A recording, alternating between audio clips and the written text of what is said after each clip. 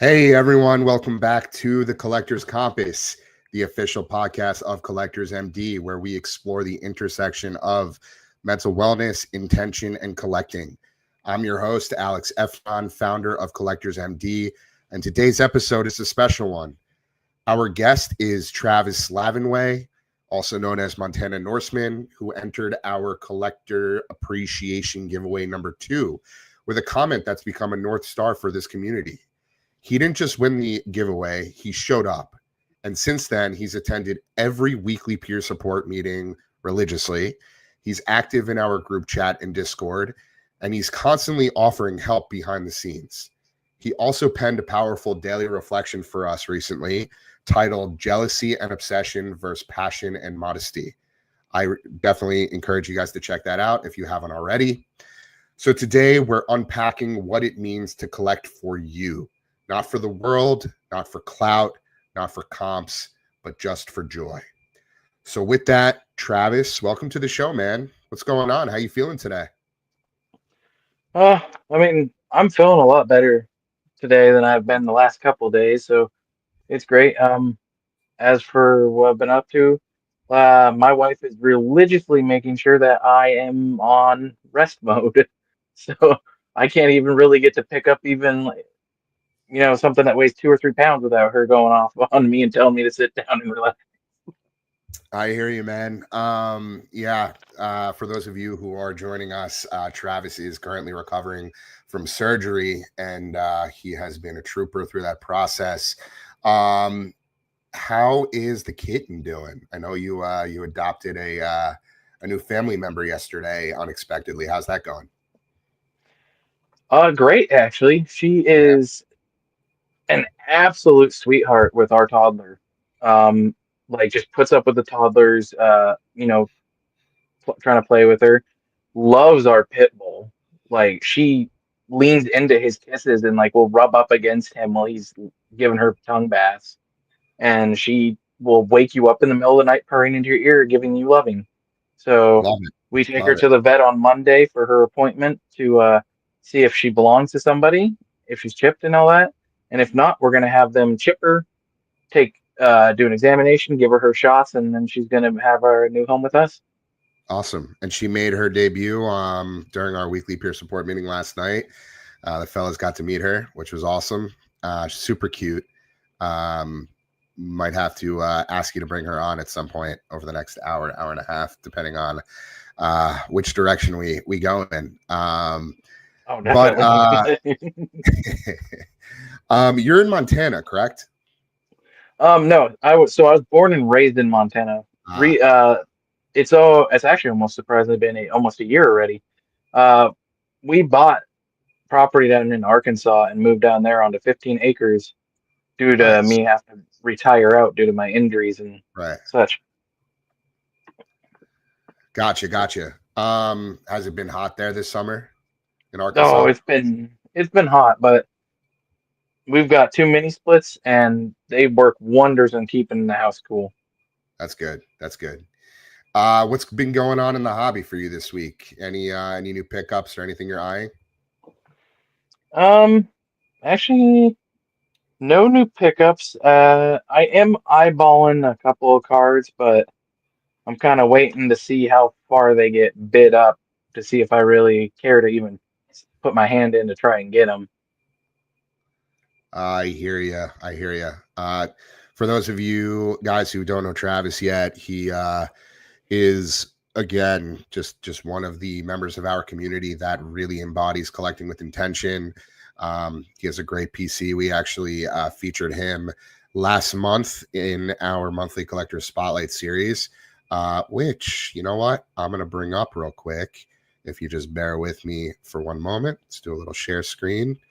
Collector spotlight. There we go. And here it is. And you know what? I'm going to take a moment to just read this real quick, just to give you guys a little bit of context and insight into Travis and who he is. We're going to dive in a little bit deeper into all that, but I figured this would be a good segue. This month being August, we're proud to feature Travis at Montana Norseman, true embodiment of what it means to collect with intention. Travis first joined us after being one of 2 winners in our collector appreciation giveaway number 2, but it didn't take long for him to become a cornerstone member of the Collectors MD community. He's been a tremendous supporter, showing up for our weekly peer support meetings without fail, engaging daily in our group chat, and generously sharing his perspective and encouragement with others. Next month, meaning this month, he'll also be joining us as a guest on the Collectors Compass, which is happening right now. Travis's collection is deeply personal, each piece tied to a story, a memory, or someone he loves. From a Tom Selleck card honoring the time he spent watching Quigley Down Under with his grandfather who raised him, to a Cecil Travis card in tribute to his own U.S. Army service. Thank you for your service, Travis. And a growing military-themed collection. His ongoing pursuit of the Michael Ray Richardson set is a nod to his Montana roots, while his collection of CJ, I'm not even going to try to pronounce his last name, Fedoroics? I don't even. You don't even know how to pronounce it either. It's like Fedorowski or something like that. But I hate butchering it because it's one of those names. We'll call him CJF. CJF cards reflects his shared experience of having to step away from a passion due to injury.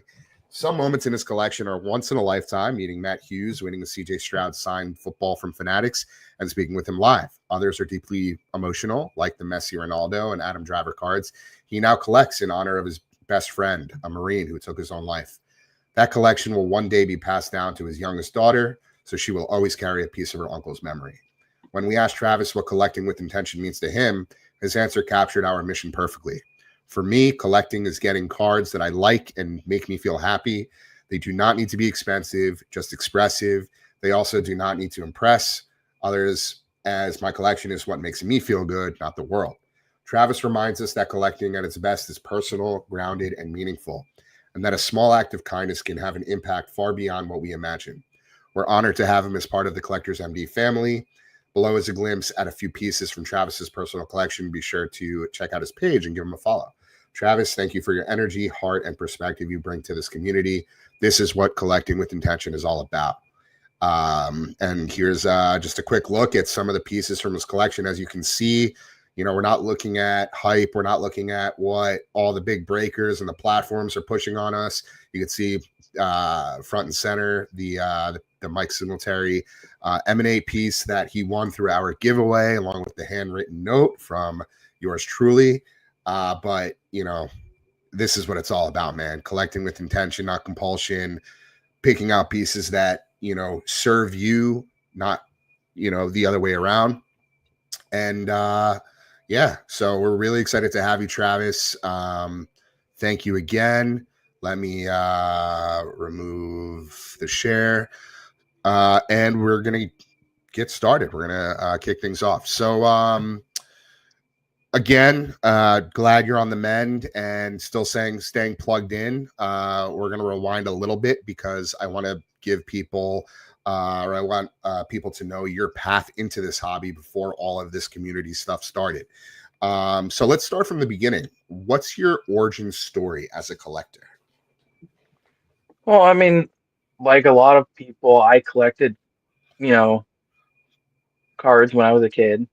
Mine was primarily like Pokemon and Yu-Gi-Oh, but I would get a couple sports cards here and there. And then that kind of just fell out as I got older, and then I got back into it. But unfortunately, the coming back into it was not one of those, hey, hooray, it's a great road. It was, I thought I could trust a few people when I was coming back in, and they steered me wrong out of several thousands of dollars to line their own pockets instead of, help someone that's coming in the collecting community. They wanted to take advantage of them. But thanks to my wife, I got back on track after having a big problem with spending and just buying random cards, hoping to flip them. And I've taken a step back of it. We're actually about to be axing probably another 80% of our personal collection because it was just stuff that we bought that were our teams, but it wasn't really like something like I felt attached. I felt like at the time that I had to buy it, otherwise everyone wouldn't think I was an actual fan of my teams. it was that peer pressure, and then also partially it was jealousy because you'd look and you see all these people that like, oh, this guy's got 10,000 cards. This one person's got only five, but those cards are all combined worth like $700,000 or more. And like I let that jealousy like kind of fester and eat at me and lead me wrong. But like I said, thanks to my wife, I I'm on track. I have my spending limit each month. Um, I rarely get into breaks anymore. I focus on singles for particular collections, or if one pops up that I like, then if it's within my range, I'll get it. Awesome, man. That's all awesome. That's great to hear. Um, lost my place. Give me one sec. Want to make sure that we fire away on all these questions. What were the first cards or sets that sort of lit the spark for you as a kid? Oh, okay. So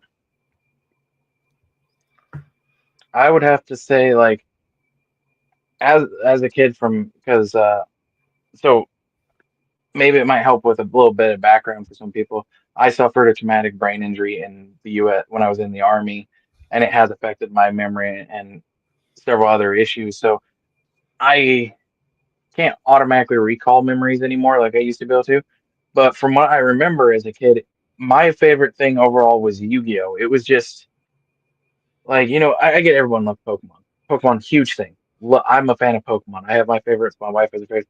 But for me, it was Yu-Gi-Oh! Because it just seems such an awesome thing as a kid to watch, where you saw these guys pull out these dual discs, they slap a card down, there's a monster on that you're watching pop up, and then these monsters are fighting. And it was just something cool as a kid. It's like when you grow up watching action movies. Like if you watch up growing action movies like with your father or like I did with my grandfather, I grew up watching westerns. It was just something that's amazing about it before. And I think it was the problem is it was one of those things it was kind of before its time or ahead of its time. And but it's to me, I just loved that the battling, the dueling, the imagery of just like I said, monsters just being summoned and actually fighting, and like the sound, the clang of swords, dragons breathing and stuff like that. It was just something awesome. Like, something excites you as a kid. Yeah, no, I hear you. There's often like a sort of those lost years chapter, right? Was there a time where you maybe stepped away from the hobby? And if so, what was it that brought you back? So I stepped away after my entire collection was, um, from what I was told by my sister, was stolen and burned by her ex-husband. And back then, it hit me hard as a kid because it was my entire collection. It was every Yu-Gi-Oh card, which were like first edition English. There were some like first edition, I think, Japanese ones. I had the original three starters on Pokemon, Charmander, Bulbasaur, Venus, or Squirtle, all the way up to their final evolutions. So I had nine cards, the whole set, first edition holos, and I was told they were all burned. And it was just like as a kid that it was such a heavy blow losing all that. Like, and I understand, I agree with everybody. If I had those Pokemon cards, like the Squirtle to Blastoise would be graded and sold to use to pay for stuff. I would keep the Bulbasaur to Venusaur if I still had him for my wife. The Charmander to Charizard for my daughter because she, for some reason, she loves Charmander and Charizard. She's probably like me, like Spire. I like doing grills and cookouts and stuff. But what led me back in is I turned a blind eye until I was in my 30s when I met my wife and when she moved in with me before our marriage. Um, we were sitting there talking one day and she's like, "Oh, I love this. I love that." I was like, "Well, I'll buy you a box." And then like it kind of lit a spark in the beginning because just watching my wife rip open this box, and it wasn't a crazy card. It's a pretty cheap one, but it was a rookie of one of her favorite players. and just the light on her face, the light in her eyes, just kind of lit me up on it. It's like, wow, this is like I said. Then unfortunately, I got led down astray, um, got turned back around, and I'm good on that now. Um, but it was definitely my wife that got me back into the good side of the hobby. That's awesome, man. I have a sort of a similar story. Well, not as tragic as yours, regarding the Pokemon collection that unfortunately was lost in a fire. But I had a Charizard that I pulled myself. I think I was in, I don't know, third grade, um, and it was the Shadowless, not the first edition, but the Shadowless. And I had saved up for a few packs, bought them, what, I must have been like 8 years old, and went to school the next day after pulling the Charizard. It was like the last card in the last of the 3 packs that I had bought. I think I spent like $20. Brought it to school. Parents, my mom probably laid out my clothes. I didn't have pockets in the sweatpants I was wearing to school that day. It's like one of the only memories from like this early on in my life that I distinctly remember. Obviously showing it off to my friends in school or whatever in class, and I went to go put it away in my cubby. We all had our cubbies. I put it in the front pocket of my lunchbox and went to go check on it like after lunch or whatever, or maybe it was right before lunch, and sure enough, it was gone. And I guess my 8-year-old brain couldn't wrap wrap around the idea that like somebody would steal it, right? So of course I thought that I misplaced it or I lost it. So that entire school year I would just like relentlessly check underneath where we put our lunch boxes and coats and whatnot, and just never came across it again. So that was pretty devastating.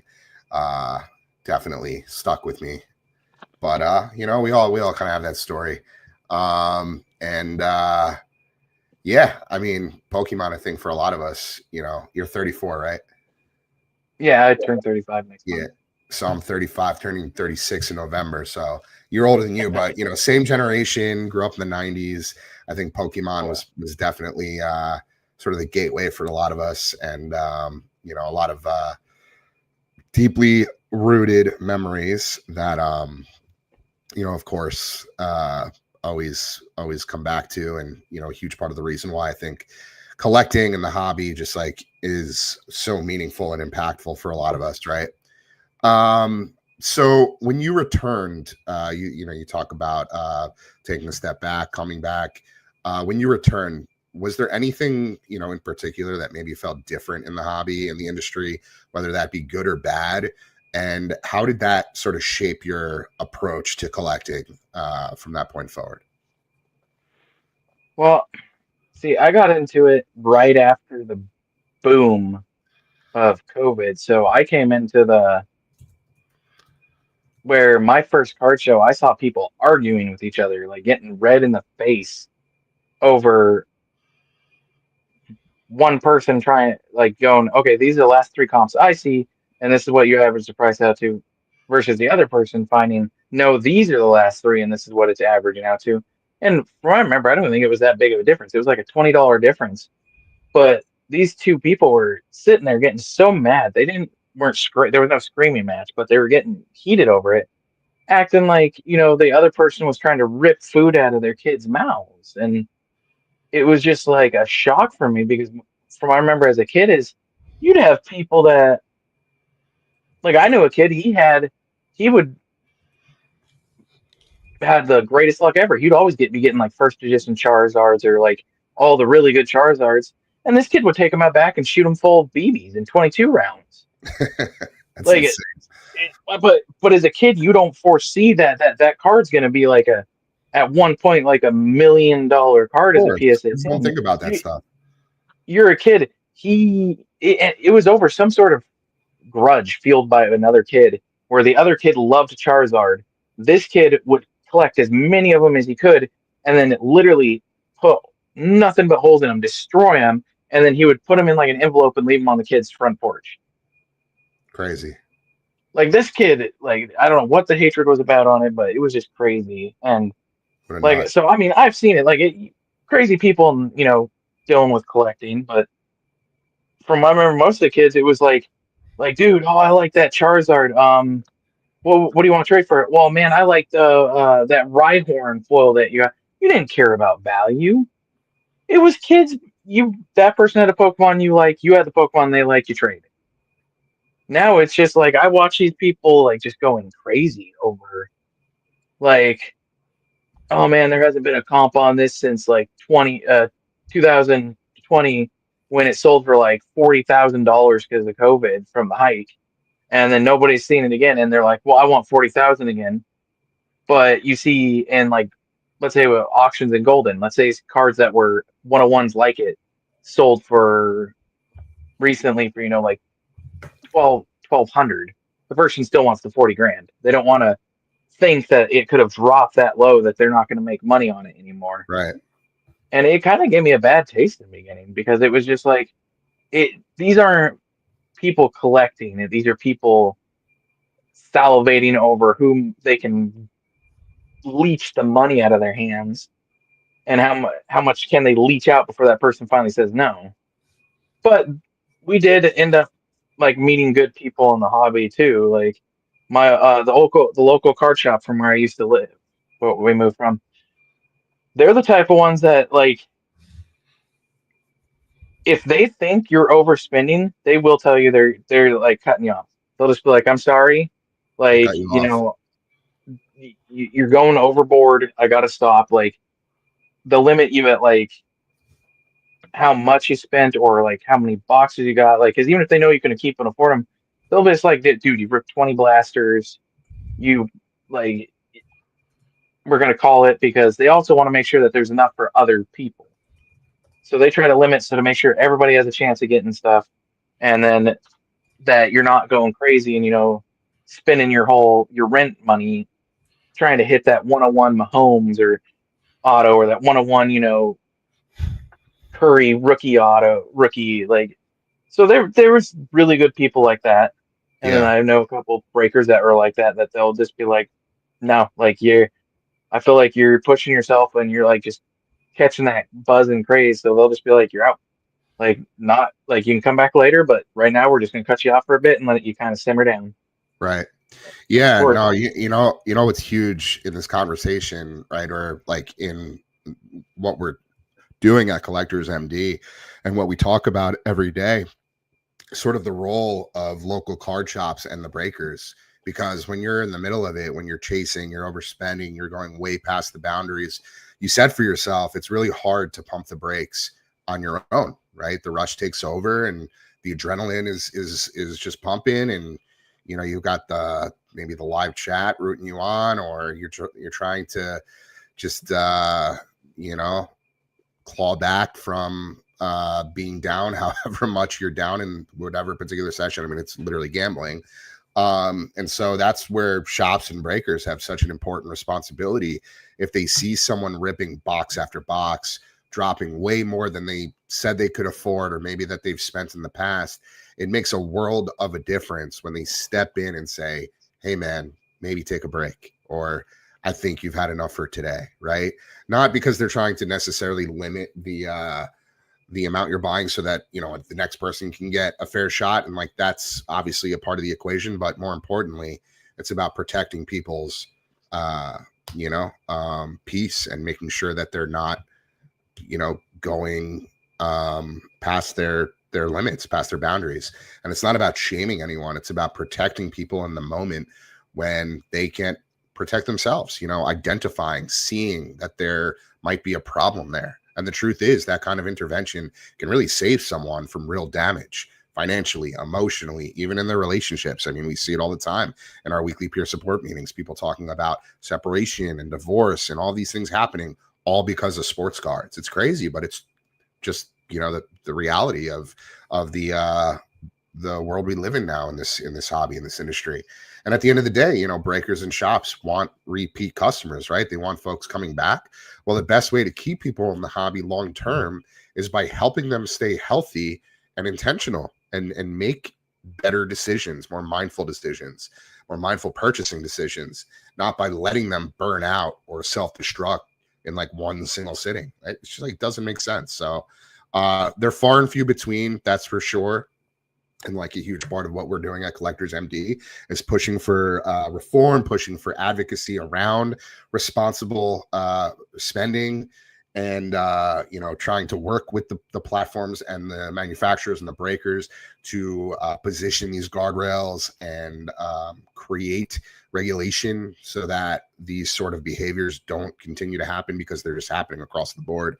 At all ages, young people, older people, established people, successful people. It doesn't matter who you are. Like, at the end of the day, people get sucked into these dopamine loops, these cycles, and there's just, there's no end in sight. And it's crazy. So I'm glad that you've seen it out there, that some folks are paying attention and calling it out when they see it and looking out for their customers, because that's rare. At the end of the day, a lot of these companies, even the local card shops, like, obviously starts at the top with the conglomerates, the Fanatics, the Whatnots, the Paninis, who just only care about revenue, but it trickles down all the way to the local card shop.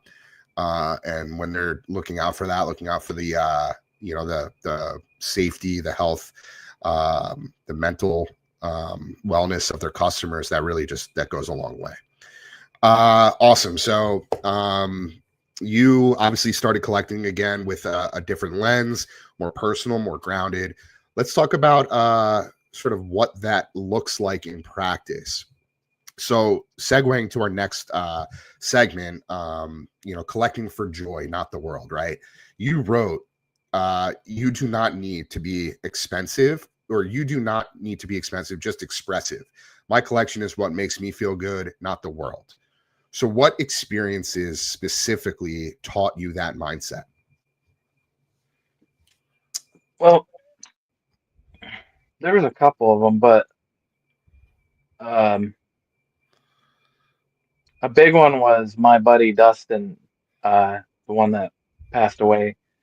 He that's what he did. His thing is Pikachu. But I remember him telling me like about his, because he liked Pokemon, he had some other Pokemon, but he had his big thing was Pikachu. But he was a person that, like, you get these people that it's like, you got to give your people, make it feel like you got to give your friend a PSA 10 101 Pikachu that was a limited edition, autographed by the original English and Japanese voice artist. Otherwise, you're not a friend. Him, I literally went to McDonald's one day, got a Pikachu, and I'm just like, and it was sealed in cardboard. And when we were hanging out the next couple of days. I was like, "Oh, hey, I got this from McDonald's. Here you go." And his face just lit up. He's like, "Pikachu!" And like, it was just he didn't care it was cheap. He didn't care that it came from McDonald's. He didn't care if there's one or there's 100 trillion of them. It was a friend gave him a Pikachu. That was it. That was his love. Like, a friend gave him one of his favorite Pokemon, and he was just over the moon type person over it, that he saw it's not the money, it's the intention behind the gift. 100%. Have you ever felt that pull to impress, like, and then caught yourself? Like, have you ever felt like, you needed to buy something or spend your money a certain way because somebody told you to, or something you saw maybe on social media, or an ad that, Fanatics or whatnot was targeting to you, and then, have like actually caught yourself in the moment and stopped yourself from making that purchase? Oh yeah, there's all the time. There was I sat patiently. I have a BGS graded, leaf graded Stephen Curry 101 patch auto. I got that thing barely above $200 in an auction because I was patient. Right. Like, I've always wanted a Curry auto. It's nothing special. I think the guy's a great guy. I think he's one of those people that, is actually a good role model for people that's a celebrity as an athlete. And I was just like, I like to add people like that to my collection. And I was like, but I can't afford this. I can't afford a flawless, several thousand there. Or I can't, even some of these base ones, like these mosaic ones, like some of them are going for, like $600, $700, $800. I'm like, do I really want to drop that much? Can I drop that much? And then one day I was just like, you know what? Patience.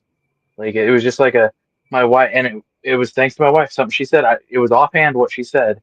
She was just like, she's like, oh man, I really want. It was something about like she wanted ice cream, but every place was closed at the time except for one. And I was like, I was like, we can go get it. And she's like, no. She's like, you're tired. You have to work tomorrow. I'm not gonna push you to go do that. And that's when it was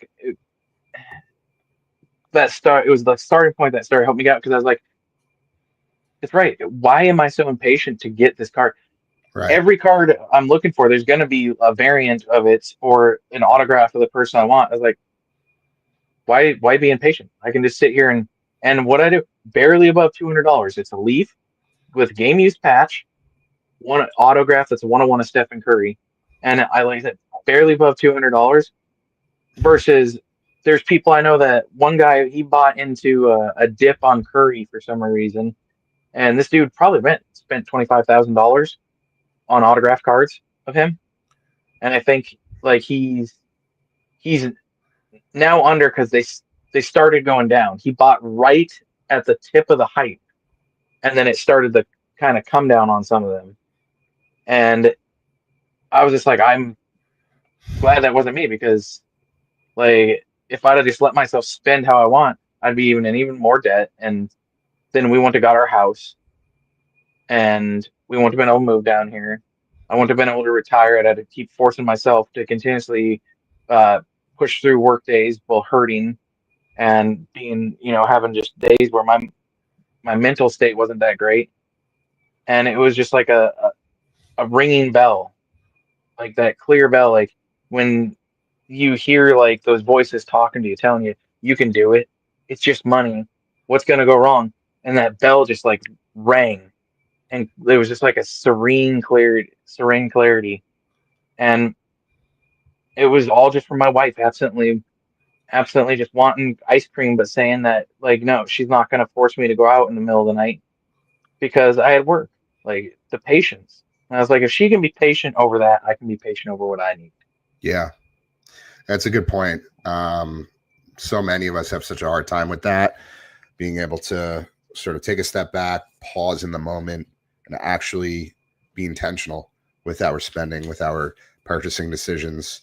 But it sounds like you figured that out, and I really respect that. What does expressive look like for you? Is it like story, identity, memory? You use the word expressive in terms of like things you purchase.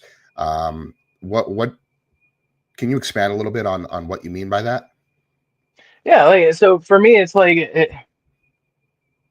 it helps me because, like I said before, I do suffer memory issues, but sometimes there are some things if like the Tom Selleck auto, I got that because it reminds me of spending time with my grandfather.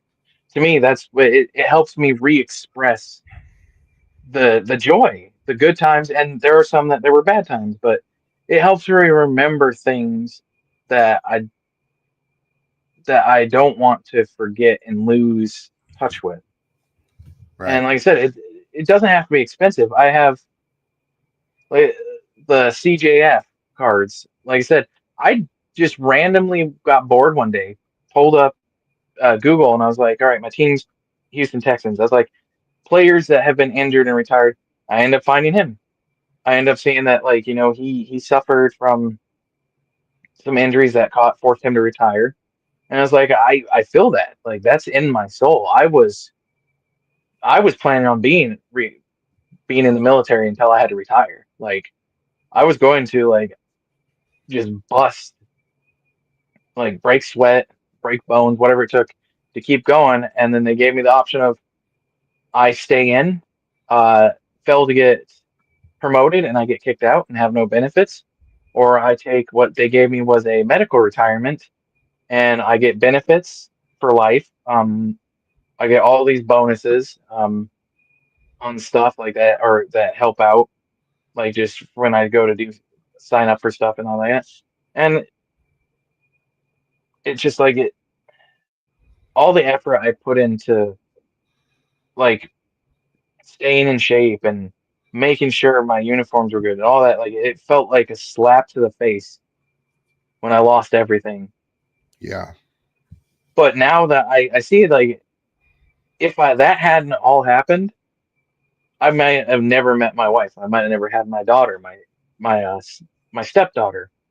The friends I have now, the friends that I met that I have lost, but like this is just it's life. But that's what it is. It helps me get to remember stuff that I don't want to forget, whether it's a good or bad memory. It helps, and it yeah. If somebody asks me, I'll tell them the story of each card. But for me, the cards are my story. I get to tie them to specific memories for me Right. that one day I can show my daughter, my oldest and my youngest, and then any more kids we have, grandkids. And one day maybe pass them on to them, and then one day they can sit there like something I teach them. One day down the road, they'll sit there and look at one of the cards I gave them, and just have that happy memory of getting to hang out with me. That's awesome, man. I really respect that. You obviously have a very raw and emotional story with, being in the military and going through a lot of things. So, yeah, man, that's all really, really nice to hear. If a new collector asked you, how do I ignore the noise? What would you tell them? So one big one is I like to point out to people that if you want, let's say they want to collect a particular player and they want to be able to have their autograph because they just think it would be cool. Or they want to have like cool design cards. There are some super cheap cards out there of even some of the bigger players that are more reasonable to buy that you can get that are short prints or stuff like that. And you don't need to you don't need to impress the people around you. Their collection's their collection, your collection is your collection. Focus on what you want. Now, let's say you find a $2,000 card. Save up for it. If you do not have the money to drop 2 grand right then, set a certain amount out each side each month until you can purchase that card. Limit yourself. But also know at the same point, like, don't force yourself to go after the expensive one. It was like I think $10 and I paid, and it's a red, white, and blue of Pat Tillman for my military collection. And to be honest, like I love that card. Like the only other card I want of his is a downtown, and then if I can get one of the Leaf autographs. But for it's just like it doesn't. It can be just cool. It can be something that you look at and you like just because of the color. I know a guy that he collects like the cheap nebulas. Like if they stay under $50, he tries to pick them up off eBay like that because he loves the design of that nebula. Which I mean, I don't blame him. It's a pretty cool design card. Right. But and then don't focus. A big one is do not focus on whether if it's for you collecting for yourself on whether it's licensed or unlicensed product. Because if the autographs are real, go for like I tell people go for Leaf. If you're looking to PC stuff and you want to get stuff super cheap, you're gonna find like some really kind of big name people signing for Leaf. Like I know Sammy Sosa fans. You try to go get some of those like top or like Topps cards, they're Bo Jackson or like that. They can be super expensive or Panini ones. Leaf, I saw what was it? I think out of 3 Bo Jackson auto sell for like under $200. Right. Like so you can get them super cheap. Like I bought several Leaf with celebrities or stuff like that on them, like super cheap. Like it, it's within budget. They have great designs on a lot of their cards. And the thing that only hangs people up is Leaf is an unlicensed product, so they're mad because it doesn't have the resale value. Like Right. Right. Yeah. I that's mean, what kills a lot of people on it. I think Leaf is interesting because it's sort of an alternative, right? It's not the most popular in terms of what collectors are looking for. You know, they're obviously a much smaller company compared to Topps and Fanatics, but you know, to your point, they still have some of the biggest names signing for them, and they have cool designs. Most of their stuff is unlicensed, but if you're collecting with intention and looking for unique pieces, then you know, I think Leaf is definitely a great option, a great sort of resource. I actually would love to connect with them and talk about sort of their place in the industry, and you know, how they differentiate themselves. I think a lot of it has to do with many of the things we talk about: collecting with intention, clarity, mindfulness, and you know, not just going after what everybody is telling you to go after. You know, whether that be the hype through breakers and you know, your social media feed and all of those things. So I like that.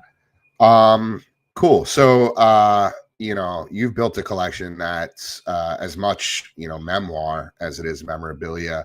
So let's walk through a few pieces from your PC.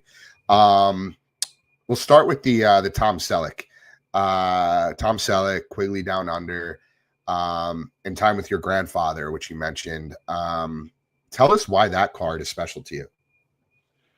Well, so my grandfather raised me. I feel like if it had not, I mean, don't get me wrong, my grandmother and my great grandmother helped out. They did the maternal type thing side, helping raise me.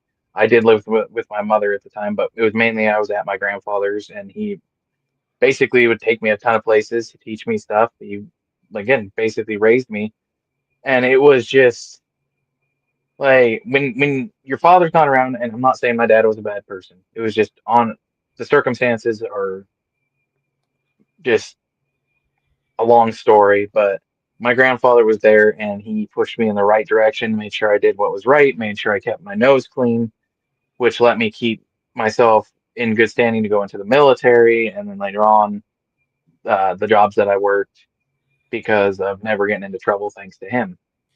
And it, like, there's a couple more that I want to add to that collection of the older autos, like Tom Selleck, but it's just like it was it's and then it was thrilling because I would get to sit down and watch movies with him, and it was an experience because my grandfather was one of those people that if something like didn't make sense to you, and you could ask him about it, like, Grandpa, why does that rifle shoot so slow compared to that one, but they look the same? And he would either give me an answer, whatever it was, like, oh, maybe so it looks like they messed up when they were trying to, film that portion, and they didn't realize that they were the same rifle, or there was maybe it was they would look identical, but they were two different models, that one was newer and one was older. But it was just getting to learn with him and just hang out with him, and like just spending time with someone who raises you. I mean, and you have a good relationship with them. Like, there's things that stand out, like Quigley Down Under. Uh, my grandfather used that movie as a life lesson of like how all the Aboriginals were getting murdered by the people moving into Australia. My grandfather was teaching me that, like, are he used it as a lesson to teach me that you can't base your decisions on somebody's skin color, and you can't like always base your decisions on how they live as a person. He's like, if Aboriginals want to live how they're living, or whatever, whoever's living how they're living, like, and they're not hurting anybody. Well, what is the point of going and bothering Right. them? Like, what's the point of taking that step to be rude to them when they haven't done anything against you? And that's what my grandfather taught me, is like, base it off their attitude and their decisions is what you need to base a person's character off of, and give everybody that decent amount of respect until they show they don't deserve it. That's great. Those are great life lessons. It sounds like your grandpa taught you well, and you know, I commend you for, uh, you know, picking pieces that resonate with you based on your experience with your grandfather and something that reminds you of him. I think that's really special. Let's move on to the Cecil Travis for your military collection. So obviously we've talked about how you served in the U.S. Army. How did that lead to your Cecil Travis and broader military theme collection? Um, so I decided I was like, you know what, I want to find these players because uh, a guy I met, I had the wrong, and I admitted it to him later on. I got told some wrong information about him. He was actually a really decent guy, really chill, great to talk to. He cut me a deal on that. It was like $15 for the card. But then I started looking at it. I was like how have I never heard of this? Like, how is it that I hear about Babe Ruth, Cy Young, and all those big names, which I get huge names, huge stars of the baseball world. Everybody's going to hear about them. But then you'll hear about some of these people that are like, oh yeah, they played one season and they got kicked out because they almost OD'd on steroids. But you don't hear about a veteran, like a guy who left the MLB to serve in a world war, and like he lost, I think they said it like 4 years of playing, 4 years, like 4 seasons of baseball, serving it, being doing military service, and like it was just, yeah, they call what baseball's like America's pastime, as I've heard before. How is Yep. it we can have it as America's pastime, but you don't have people like, and I'm not saying make their cards super expensive, but I'm saying like show some respect, please, to the people that have served for our country. And you don't have to like a person because they were a veteran, but at least give them that dual diligent respect of that they serve their country. Right. And don't get me wrong, there are bad veterans. I will be one of the first ones to say that. I have seen bad ones, I have dealt with bad ones. That's everything. There's people in every walk of life, whether it's the high up government to the person flipping burgers down the street. They're going to be good employees. They're going to be bad employees. They're going to be good company owners. There's going to be bad company owners. There's going to be good car dealership, bad car dealership, and it just goes on. You just got to look at it as like find the good people and have them be the ones you deal with. Right. Yeah, that's a great motto to live by. Yeah, I can only imagine the type of people that you came across while serving. Um, I'm sure you came across some really good people, but Oh you yeah, never know. You never know what's going on in somebody's world, and you hear some horror stories. Obviously, there's a lot, and I can't relate, but I'm sure there's a lot that goes on. There's a reason why people, struggle and have PTSD and go through quite a bit of challenges and setbacks when they go through what you went through. So, as always, like we said before, we really appreciate your service and, your bravery, courage, defending our country. And I think it's beautiful that you have that military inspiration part of your collection. Moving over to the Michael Ray Richardson and your Montana roots. You're building a Montana Ray Richardson set that spells out Montana, Montana. What does that project? Why does that project speak to you? well, I mean, everybody's got their, your pride in your state, but for me, my state was not just where I live. That's where my family, more like a lot of my family is. That's was my home. I grew up there playing in the woods. I grew up knowing people around there. I grew up, seeing it change. And one day I was on Reddit and I saw this guy and he's like, "Hey man," he's like, "I found this set. I'm a Montanan myself," and he had posted on Reddit and I'm like, "Man, I didn't even know this set existed." So big now, and then began the hunt of finding uh there's 100 of each letter, but they are very hard to find. I think there might, I don't know if there's only 100 ends or 200 ends to make up for the fact that if there's 100 of each other one, they probably did 200 ends, or maybe I don't know, but or A's. Sorry, A's. Uh, but it's not a super expensive set. It's annoying to find, but it's relatively a cheaper set. And I just thought that's just great. I can have cards that were made that spell out my home state. Like I don't know how many other states actually have cards like that though. And I was just like state pride and pride where I was born with my where my family is and all that.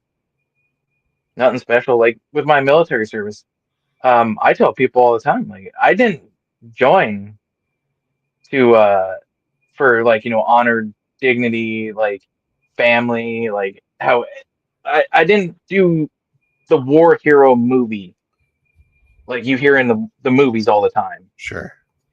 I did it because I wanted to test myself. I wanted to see, can I push through? Can I make it? And I did. Like I got through. I got into my first duty station. I loved the military, but I wanted to prove to myself that I was mentally and physically strong enough to actually be a service member. It wasn't me doing it for anybody else except me. Like, don't get me wrong. Like, I made sure to uphold so I wouldn't, bring a bad name to my family name. But it was, I didn't, my grandfather never pushed that type of pressure onto me where it's, you have to do it for, for your country, for honor, for dignity. It's like, yeah, those can be background things. I'm going to be honorable. I'm going to keep my dignity. I'm going to have my integrity, but I want it for me. Totally. That's awesome, man. Really well said. Um, we have a few more to cover here from your collection. The Messi and Ronaldo, and then the Adam Driver sort of tribute collection. You built a tribute collection in honor of your best friend, a Marine who died by, unfortunately, taking his life. And you said you plan to pass it down to your daughter one day.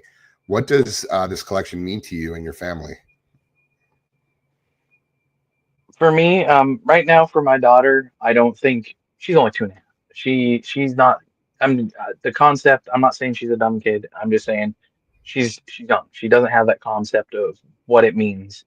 She only got to meet him once when she was very small, so she doesn't even have that concept of loss. But I want her to know that he adored her. Like he absolutely adored my daughter, and I want that memory to live on through me into the cards for her. To know that even though he's gone, that she had another person that like absolutely adored her. And at first, I actually I didn't even really know about the salute to troop ones, which is the one I have with the Messi. And one day I was just sitting there, I was having a bad day. I went onto eBay.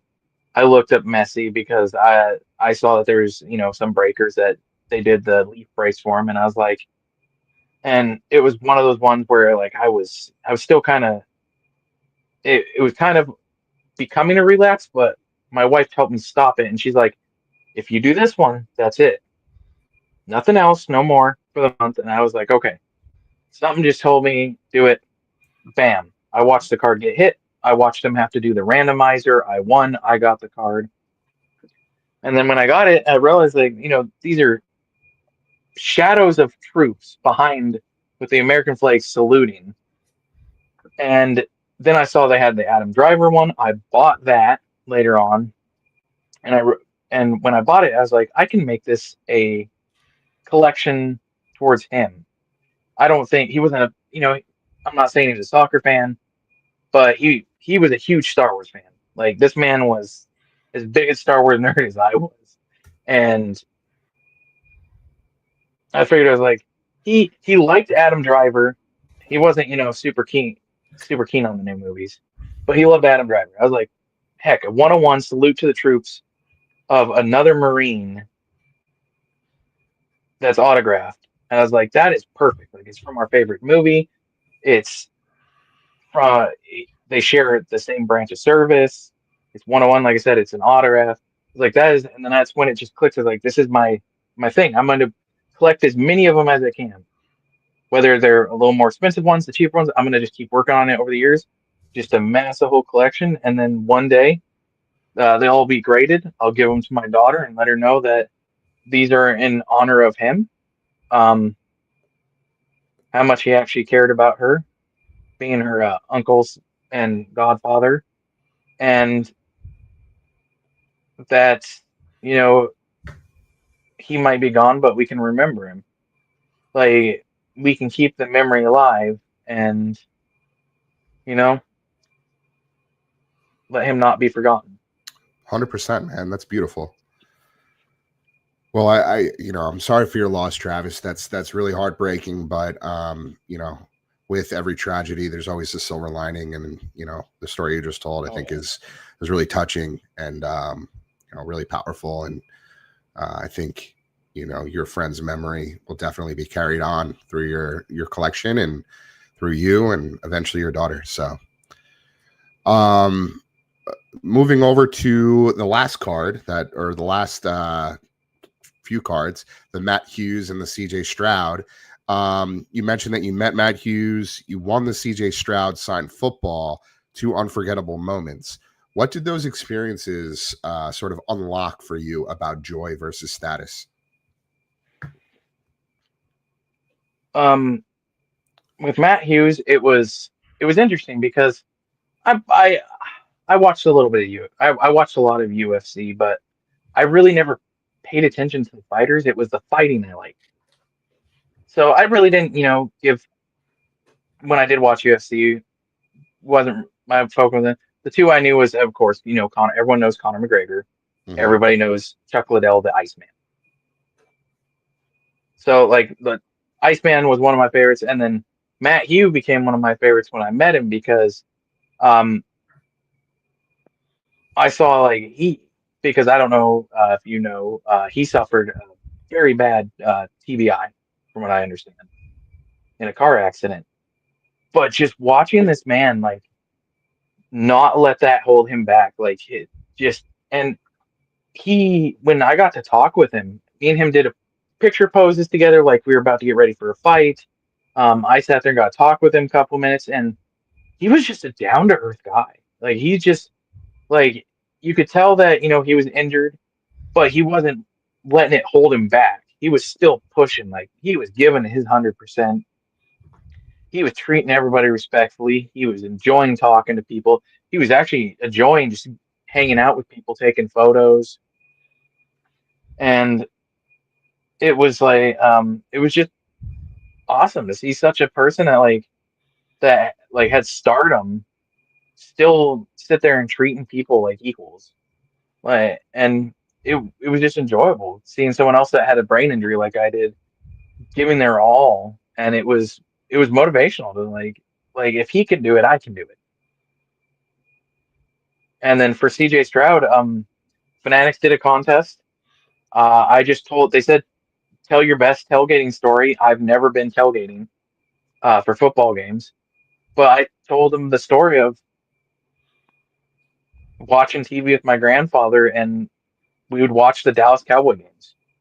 Like I grew up watching that Aikman Smith combo with my grandfather. And just watching my grandfather get just excited, enjoying the game, knowing that he was actually having fun hanging out with me because when it would let up, I'd start asking questions about football. He'd start explaining it, so I'd understand what was going on, and just sitting there, eating snacks, drinking soda or juice, and just getting to hang out with my grandfather, who is the world to me. And that's what it is. I told him because of him, I turned out as a good person, and it was like a highlight of my life. And next thing I know, I got a message one day. I thought it was one of those scam ones until I realized it was really Fanatics, and they're like, "Hey, you still want to meet Stroud?" And then next thing I know, they're getting me keeping in touch with me. I got to go live on Fanatics, talk to him. They sent me a personalized signed football for me and my family, and it was just this because as a kid I didn't get to do a lot of stuff like that. But I remember it was I hung out with my grandfather, but it wasn't like we went to concerts. It wasn't like we went to meet football stars and stuff like that. It was just me and my grandfather and other family members hanging out. That was life. Like, and then just as it was just like a cool thing. Like, hey, I don't get to, do this type of thing. And I just loved it because it kind of helped, like, because it let me go out and be like, um, talk to people without being around a ton of people. Because of my some of my mental stuff, I have a hard time, especially by myself, being out around large crowds. Like, it gets hard some days, and it's easier to be at home. But like stuff like this, it lets me. I don't have that anxiety because I don't see tons of people staring back at me. It's Right. you, it's me, we're talking. It's easier to relax that way. 100%. Um, these stories that you're sharing about, each individual piece. And by the way, that's so awesome that you got to experience those things. I mean, CJ Stroud, I feel like is, larger than life in terms of his stardom, and he's coming up as one of the elite quarterbacks in the NFL. And that's awesome that you got to meet him. These stories really underscore your daily reflection about jealousy and obsession. So let's go there.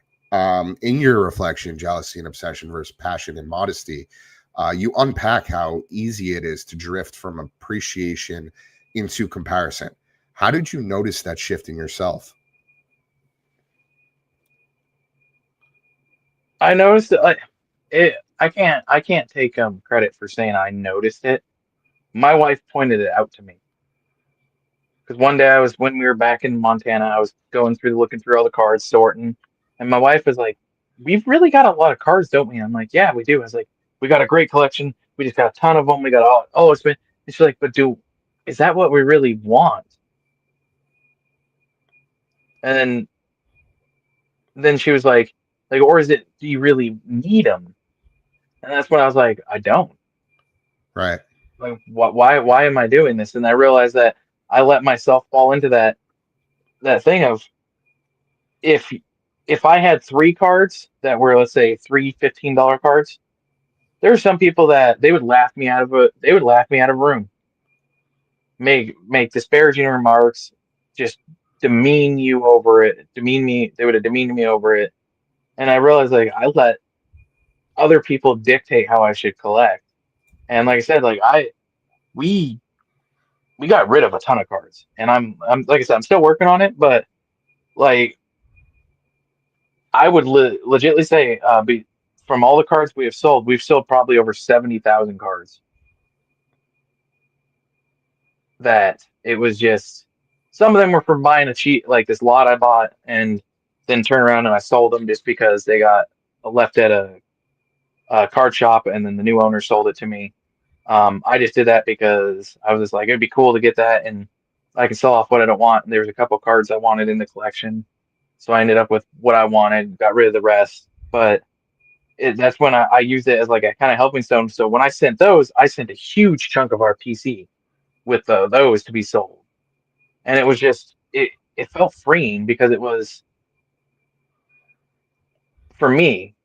Like, I realized, like, now it's, oh, I got this Tom Selleck card because I wanted it, not because he's the next big thing. He's not that rookie QB that if you didn't buy it in his rookie year, you're just a garbage collector because you're not staying on top of it. You're not, you don't you're not trying to outbid these people bidding 100,000, 200, 400, $700,000 for a one-on-one rookie Wimby or Jaden Daniels or Otani rookies. And it's like,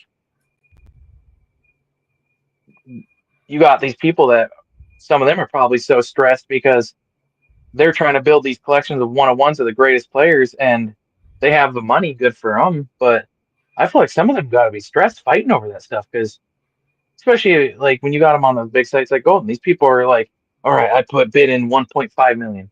Then some dude bids two, and they're just sitting there like, that's my card. They're getting, it's not good for your health. Yeah. Like, I don't care if you have the money and you want to drop that money. Like, somebody's like, hey, give me $500,000 to sell his card. You got the money. It's not going to hurt you. That's what you want to do. Be my guest. But I'm not going to sit here and, and give myself a stroke, a heart attack, an aneurysm, or something bad over oh, that person bought that 101 I want, so now I'm going to sit here and be fuming for the next 10 years until they put it on sale, and either I have to pay more or the player does really bad and I just get it anyways. Right. Yeah, man. It's tough fighting with some of the negativity that we come across in the hobby.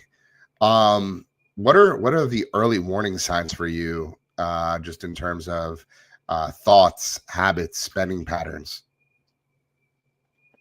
Anybody that says just one more, I don't care how much control you got, that one more will get you. Because that one Yeah. more turns into 10 more, into 20 to 100 to 1,000 to Yeah. tens of thousands to hundreds of thousands of dollars later on.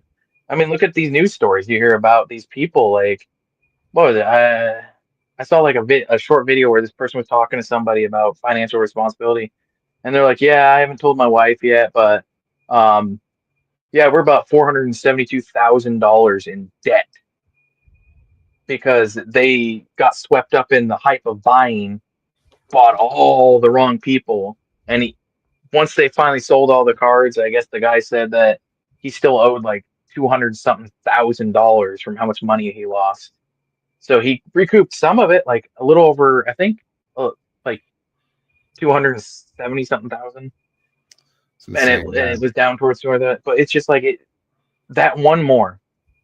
Like when you hear breakers say that, just one more team, one more try, one more break that you can jump in and you're gonna hit. There's no absolutes. Unless you're working with a rigged game, there's no absolutes anybody's gonna hit. Um, and people try to argue with repacks. Fairness, if you want to buy into repacks, that's your thing, that's great. There can be some really good breakers that do them, but you have to watch out for the ones that don't do them because they're like, hey, there's a guaranteed you're gonna hit in there. And what they're not telling you is the proper phrasing is there's a guaranteed one person out of 32 is going to hit out of that box Right. if you're doing like football ones. So you got to watch out for that because for people that when they're starting to go down the bad road, it's that one more overspending. Like you can like there's some people that you can physically tell like they they've burnt themselves out because they're continuously trying to buy and sell and buy and sell to get themselves out of a hole instead of stopping, getting what they have rid of what they have, clearing up what debt they have, and then going back to collecting from there.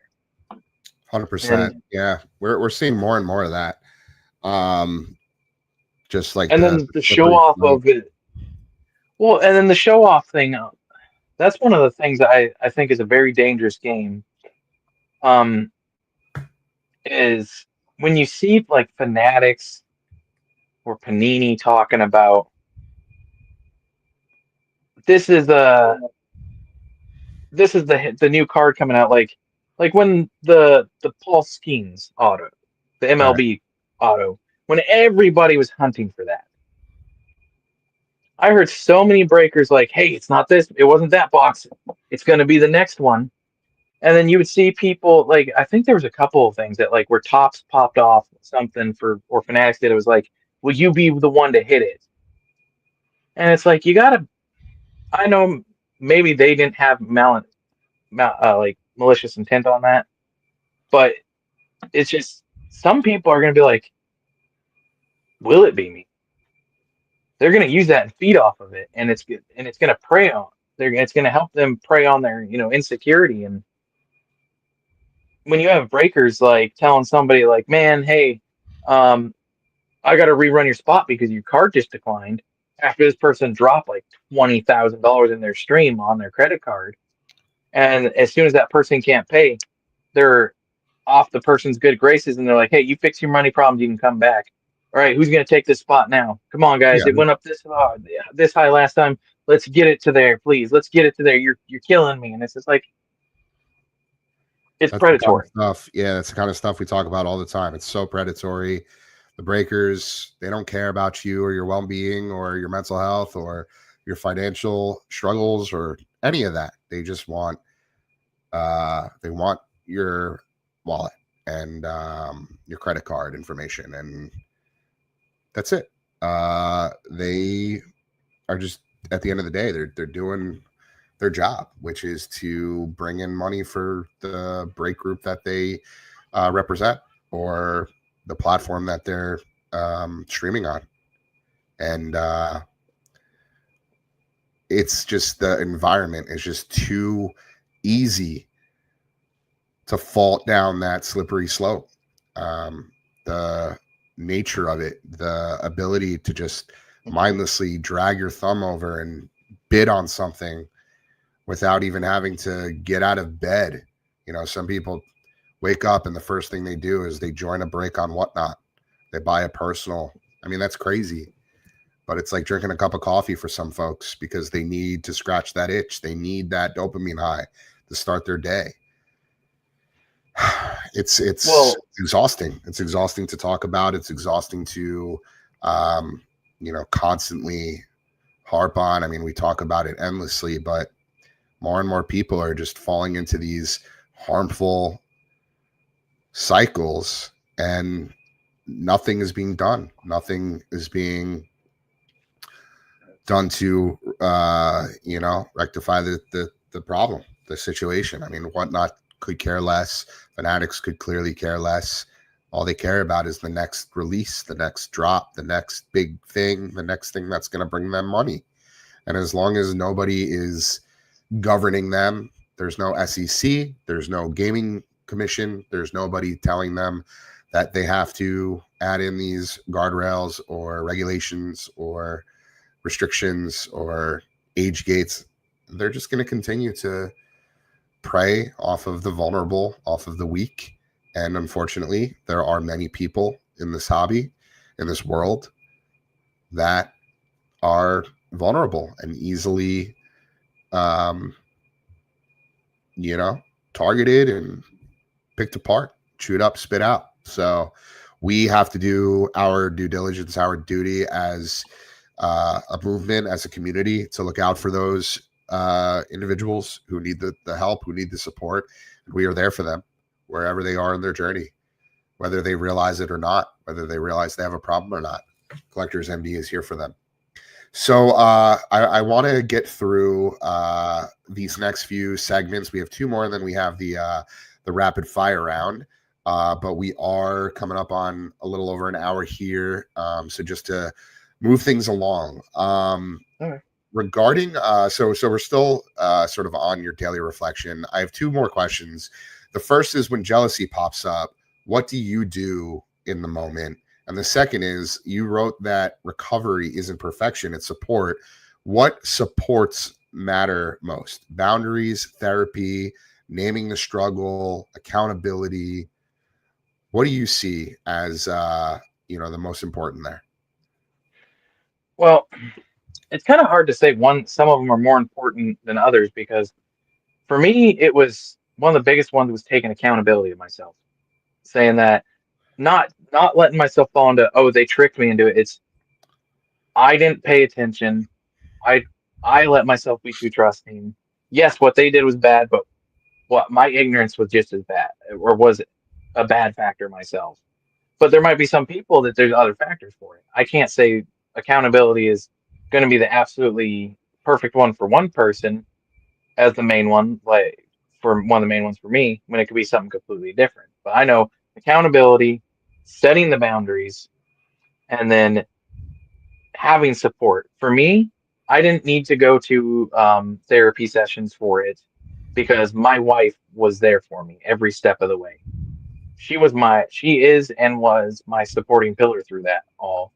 And now I'm not saying don't go to therapy. I myself go to therapy for other stuff. Therapy is good for you. If you have a good therapist, therapy will be good for you.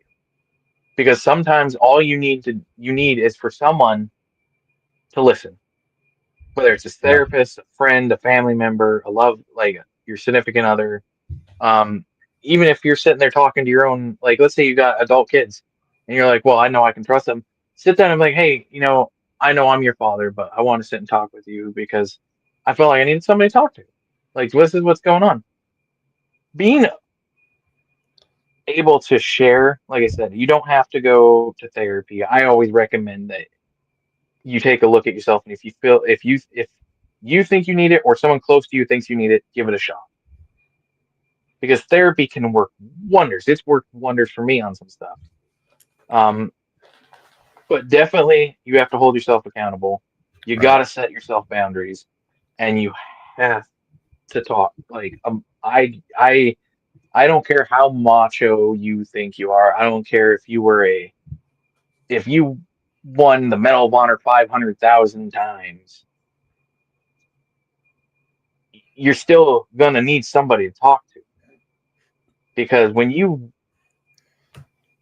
and I know that's a hard thing, especially for us men. That's a big thing for us to get through sometimes, because some of us, like my grandfather, was raised like that, but he tried his best to avoid raising me like that. But there were other people in my life when I was younger. It was like, "You're a man, suck it up, deal with it."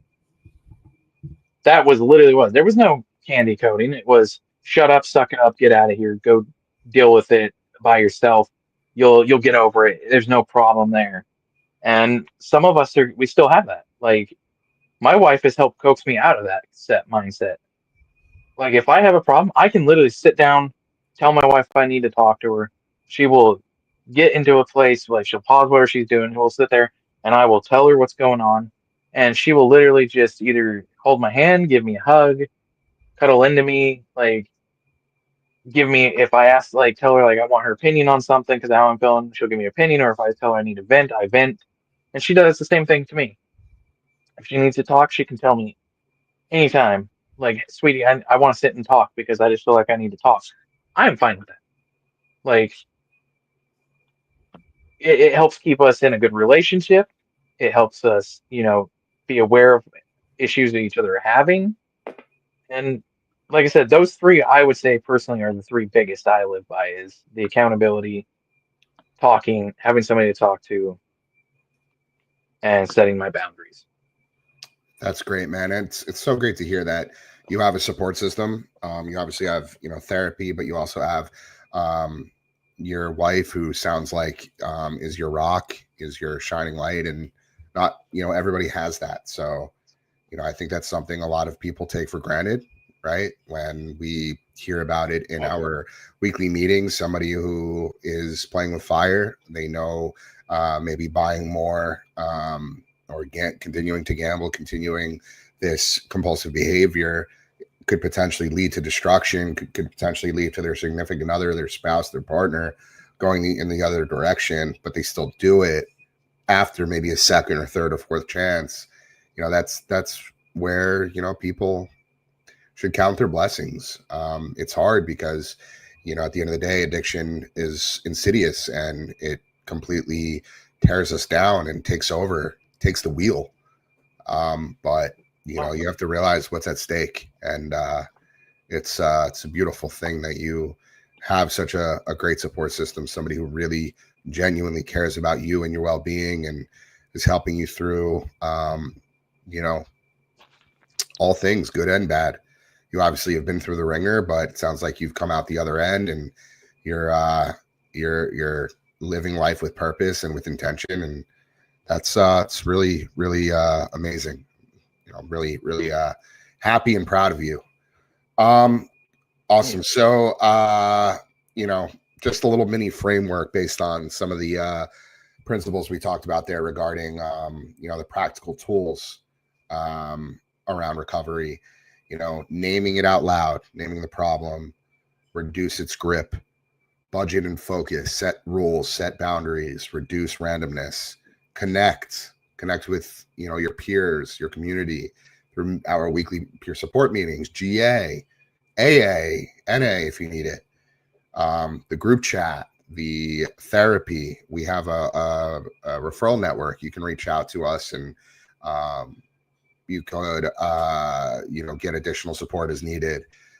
We have Birch's Health. We have another facility that we're partnering with that we'll be announcing next week. So stay tuned for that. Obviously, your family, your friends, any and everybody. We can't heal by ourselves. We have to do it in community. We have to do it as a group. Can't go at it alone.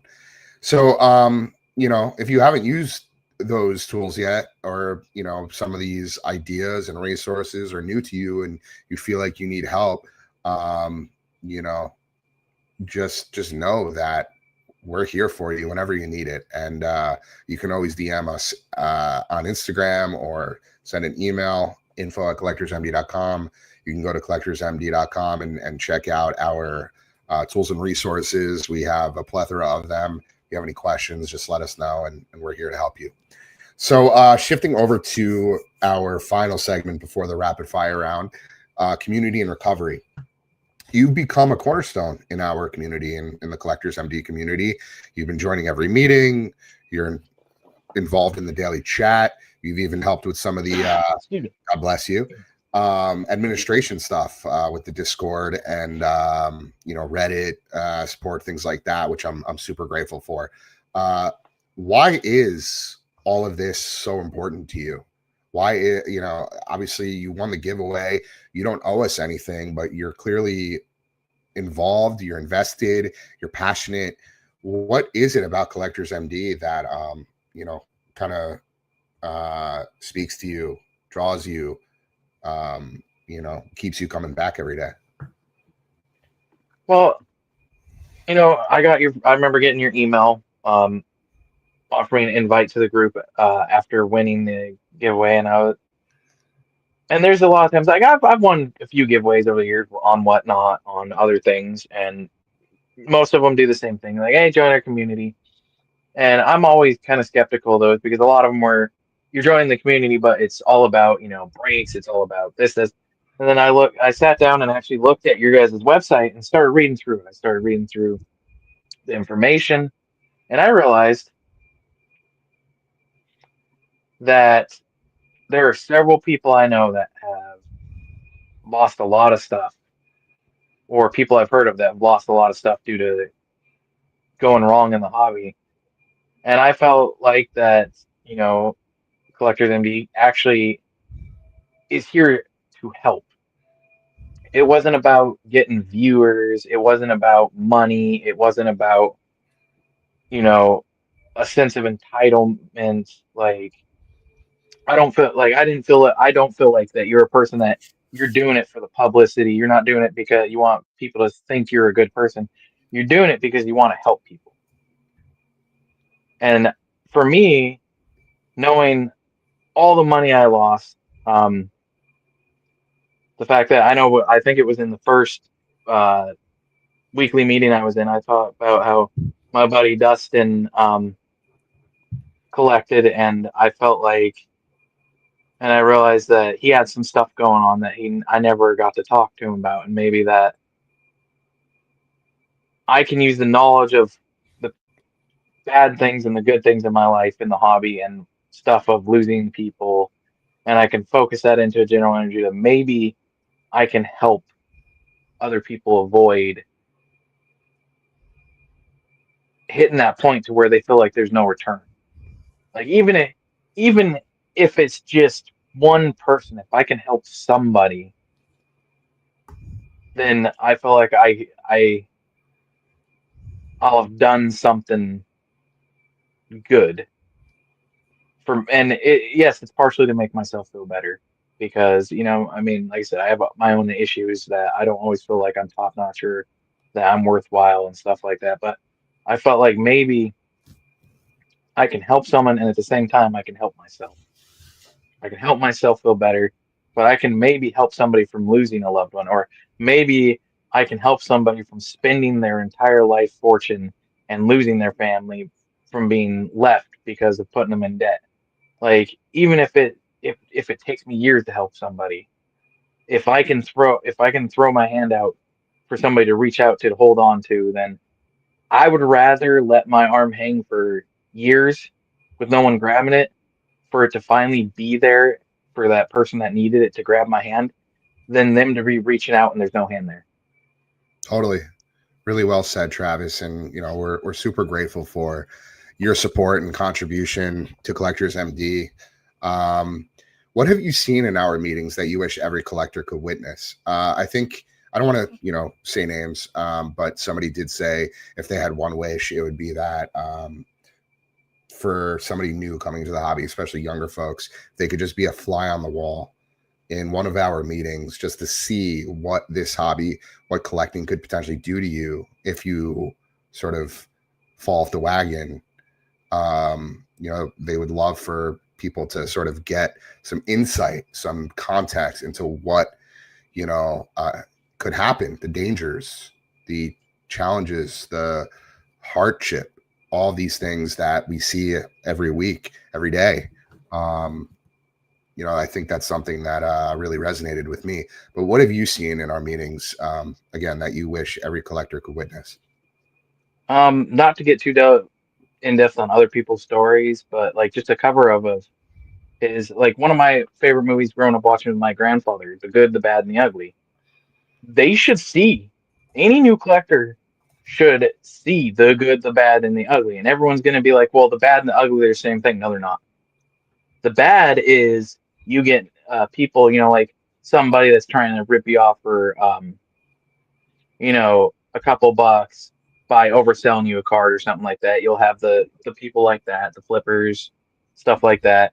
The good, like the people collecting for what they want in a good way.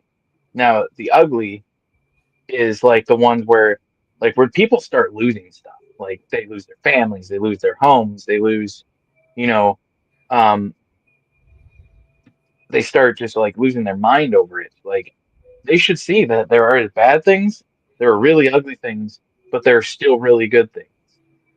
Like taking like my CJF collection.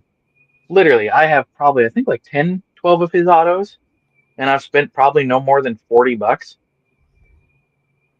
And it's just to me it's cheap, but it's one of my definitely favorite PC collections. But I want people to see that, you know, you buy that $20 card. You might have that card and that's the only card in your whole collection. Excuse me. That they can see the good of that. Like buy what makes you happy. And versus the buy because of what everyone's telling you, or buying because you're trying to appease that group of friends or the group you're hanging out with to make it seem like you have money that you don't have. Right. Yeah. Like don't let yourself get in that whirlpool and get sucked down and metaphorically drown on debt or something like that. Right. Yeah. Easier said than done. But great Definitely. advice nonetheless. Awesome. You use the phrase brick by brick.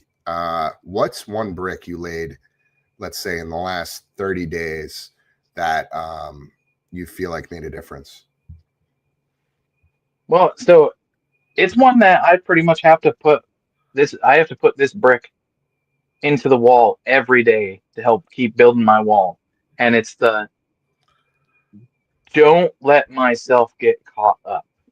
Like when I watch eBay auctions, Yep. there's some of those that you're like, there's been some that I looked up one card and I'm just like, oh man, it's on bid. It says it's got 3 minutes left. It's at $152. I'm like, ooh. And then I just stop and I think, I'm like, I don't need it.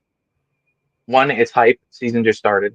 Yep. Two, yes, it's a player I like, but when I looked up comps off season because it's older player, um, off season, even though this person isn't playing anymore, they go up. Or I mean, in season they go up a little bit just because hype around football. But during off season, they drop pretty good. Like you can get them pretty cheap. So I told myself this card's numbered at like 150. One's gone. Let's say I give accountability that the other 49 are gone, another 49 are gone. That's still 100 of them out there that if this guy doesn't pan out or I catch in the offseason, I'm going to still get the card, but I'm going to get it way cheaper. Yep. So I just have to put that brick of, and it's multiple things. It's patience. It's um, calming my mind and not letting those voices override me and tell me what to do and nitpick at me from the back of my head. Control that I'm not just gonna just because I see it, I'm not just gonna start rapid bidding up and up and up and up and up. Like it's just a continuous that I'll see something like that and I gotta get in the back of my head. I slather up that brick, I slap it down, and boom, go about my day. I let that brick add into the reinforcement, and I just keep building my wall. I might never stop building it, Love it. even decades down the road, but I'm gonna be still putting that brick there every time I need to keep me from getting out of hand. That's great, man. Just keep building brick by brick. That's so important. I wrote a piece recently, sort of following the same approach, mindset, philosophy. One step at a time, man. You can't look up at a vertical mountain and think you're going to climb it in one day. So yeah, brick by brick. Without naming names, and this is the last question on this segment, can you share a moment, maybe from last night, when someone else's share or progress really stuck with you or resonated with you? Yeah, not to name the person, but you remember the good news about getting to go back home. Of course. I barely know the guy, but as soon as he said that, I wasn't thrilled. I didn't feel good for myself. I felt great for him. Yeah. Like, because I've listened to this man's story, and when he told me that, my thought wasn't like, oh, he's correcting his mistake, or oh, he's finally doing what's right. My thought was, good for him. Yeah. He did what had to be done. He pointed out his flaws, and he pushed for what he wanted. And good for him, he that what he did, and I am proud of him for it. Like, So, from so another true. person to another person, I am absolutely proud of it. I understand mistakes were made, but accountability was taken, boundaries were set, measures were taken. He did He's doing what he needs to do, and I hope he has continued success going down. And like we've said before, like, that's what I love about this community is there's people to reach out to. There's materials to read. There's information that you need to help yourself. But Yeah. there's also the option of reaching your hand out for help. So if you were like, if you're not that bad on it, and you're like, well, you read the materials and you're like, oh, this actually explains a lot, and you go off fine like that, that's great. If just reading a couple, paragraphs can save you like that, I am happy. But like I said, the great thing is knowing that when you reach out your hand, it's not just one that's going to be sticking out. There's going to be multiple hands helping pull you up. You're going to have the one you grab, and then you're going to have all these other ones reaching out to help them pull you out. And it just makes me happy knowing that, like, and like we've said before in the things, there are some things I've heard people say I don't agree with at all, but we're not rude to each other. There's Right. politeness, there's respect. We get Right. our opinions, we don't turn it into a fight. We say our piece and let it go. And I love that. Like, we're not forcing ourselves to be like the people that we're around. We're being ourselves, but we're being respectful. Love And it. that's what you need in this community, because I feel like it has gotten extraordinary worse. Like we were talking about before, real quick, because it was on my mind. Is I feel like it's not just buyers on like whatnot that are getting some of these. So I feel like some of these breakers and these sellers, because back when I joined whatnot, they were offering you $200 to bring somebody in to sell stuff. Then you had this boom of all these people on there, and some of these people I feel like were sold the dream that you start selling on whatnot, you're going to be a millionaire. And now they're in debt because they bought so much product to try and sell, and now they ain't selling them. So it's like an endless predatory cycle. You got the buyers, the sellers, the people supplying the sellers to supply the buyers, and it's just an endless vicious cycle. Like you said, not monitored. It's Right. it's wild wild west.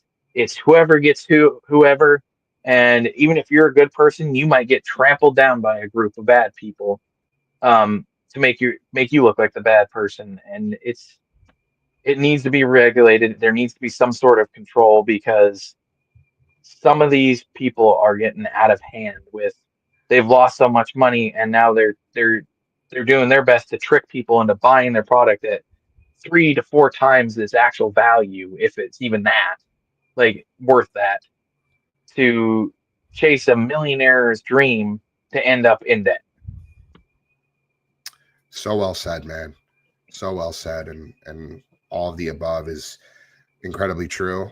I agree with you as it pertains to sort of the story that or the share that stuck out. I felt very, very happy and relieved for the individual, and we stand with him, we support him, and we support everybody in the community who's going through tough times. We can relate.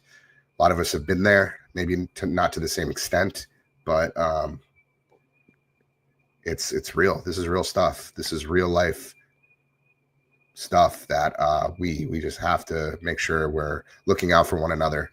And at the end of the day, this is so much bigger than collecting, so much bigger than the hobby. It's bigger than me. It's bigger than you. It's bigger than Collectors MD. Awesome, man. Well, we are going to end on something fun and fast, the rapid fire round. So All right. only want quick answers, okay? First thing that comes Okay. to mind, no overthinking it, few words. We'll start with, what's one card in your collection you'd never let go of and why, in one sentence? Definitely my military collection that's in honor of my friend, because that one is something I just couldn't ever let go. Like, I've gotten some really high offers on that Messi Ronaldo card, and I've turned every single one of them down because, to me, even if I know he would tell me to take it, it just can't do it. Love it. Realistic or not, what's your dream piece to add someday? Realistic, and it's more of, or it's for my wife's PC, but a Kobe Bryant auto. She doesn't care how expensive it is. It could be a lower end one. It's just for how much she's done for me and how, the dark place she pulled me out of. She deserves it, and to me, that is the ultimate card to buy. Is the one she wants the most. Amazing.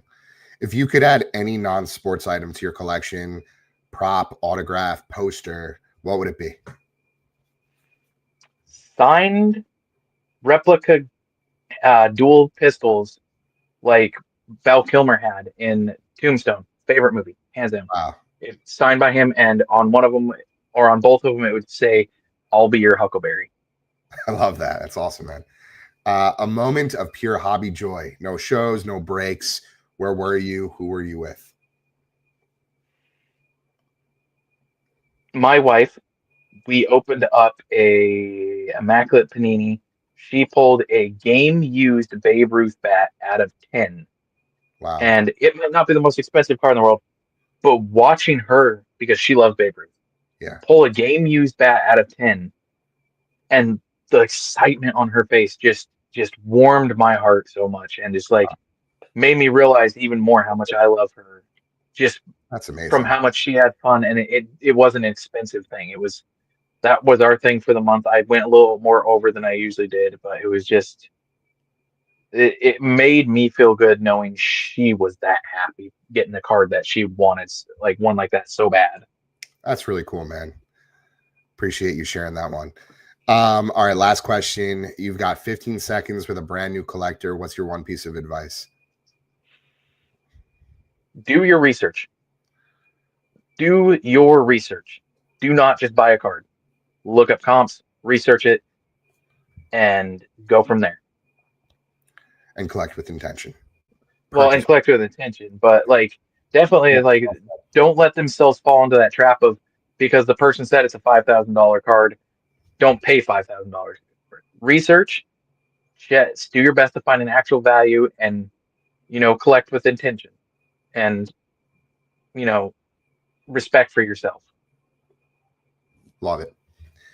Perfect. Let's land with a little reflecting, maybe a little call in for anyone who needs it. We talked a lot about some heavy things today. One, I really appreciate you carrying this conversation. I'm not feeling my best. I know you're not feeling your best either, but you did a tremendous job today, Travis. And yeah, really, really proud of you. Really grateful for you. Again, thank you so much for your heart and your honesty. Before we wrap, what does collecting with intention mean to you today? Like I said before, but to quickly, it's collecting for the joy. It doesn't matter if it's a $50 billion card or if it's a card you can buy 100 copies for a buck. If you want all 100 copies of that card and it costs you $1 and you really like that card that much because maybe it's some sort of special color variation, spend that $1. Make yourself happy. Don't care that somebody else thinks it's stupid. If you're happy with it, you're happy with it. Yep. Be happy. Well said. And if you want, I can grab the kitten real quickly. You can. Yeah, why don't you do that? In the meantime, while Travis is doing that, again, we talked about some really heavy things today. We are here for you if you need it. If you're struggling, if you're going through a tough time, please reach out. Don't stay isolated in silence. Don't go through this alone. If you're having a hard time, please, I can't urge you enough to reach out to us. info@collectorsmd.com. You can reach out to us on Instagram, Facebook, Twitter, Mantle, wherever we are. And there she is. So sweet. I was just finishing up sort of a call to action for those that may need it. We are here for you. You can DM Somebody else came to visit. You can call or text me. Oh, hi there. She followed me and the kitty, and here we're gonna hold the kitty. See, there's the kitty. Did we give the kitty a name? Her name is Sergeant Luna. Sergeant Luna. Her rank can change as my wife says, gets promoted for catching mice. But for now, she is at the rank of sergeant, and her name is Luna, and she is just an absolutely adorable addition to our family. Who, like I said, my daughter will sit here and like give her squeezes, and she doesn't bite her, claw her. She just nuzzles up against her, and they just cuddle with each other. Like it's 2 days this cat's been here, and she's already been acting like she's been here for decades. So that's crazy that your dog found her, and she was just like, oh yeah, Ben, chilling in the wild. That's the big boy that found her just outside. It's amazing. Animals are such unique creatures. I love pets. I love dogs.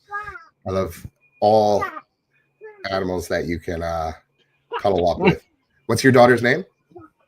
Her name is Thora. Thora. Beautiful. Here, can you take Luna to mama?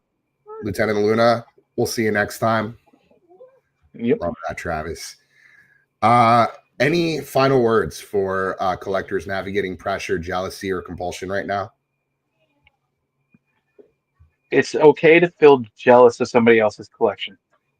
There's days I still feel it. Like I'll see a card that I really want that somebody got that I know I can't afford, and you'll feel jealousy. Don't let it eat you. Let it just go. Let it hit you. Let it flow through. Go away, and then just remind yourself of you got to do what's right for you. You can feel jealous. You can think something's the coolest in the world, but don't cause yourself or your family harm trying to live up to that other person. Because we're not all the same. We all have our goods and bads, our strengths and weaknesses, and everything like that. Got a wave right there. Sometimes you just got to let the wave hit you. You got to ride the wave. You got to ride it out. Really well said, Travis. Where can folks reach you if they want to connect or follow your journey?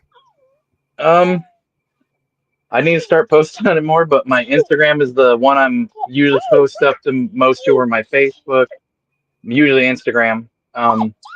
Or if they have if they're in the group, they can have my phone number. They can always hit me up and talk to me. But Instagram is where I post most stuff. Amazing. Travis's Instagram is @Montana Norseman. It is both in the description and on screen. If you're listening to audio, it's MONTANANORSEMAN. That's all one word. All right. Well, again, if you'd like to connect with Travis, you can reach him directly on social media. He mentioned you can also hit him up via text. If you'd like to join our group, please reach out to me. I'm more than happy to add you to both our group chat and or Discord. And as always, if you or someone you know is struggling with compulsive collecting, overspending, or the mental toll of the hobby, we invite you to join our weekly Collectors MD peer support meeting every Wednesday night at 8 p.m. Eastern, 5 p.m. Pacific. It's free, it's anonymous, and it's a safe space to show up exactly as you are. The link is in the description below. Also, be sure to check out our past episodes of the Collector's Compass, along with our 2 other shows, Behind the Breaks and Collectors MD features, now streaming across all major platforms, including YouTube, Spotify, Apple, and Amazon. Thanks again for tuning in. Remember, collect with intention, not compulsion. We'll see you next time.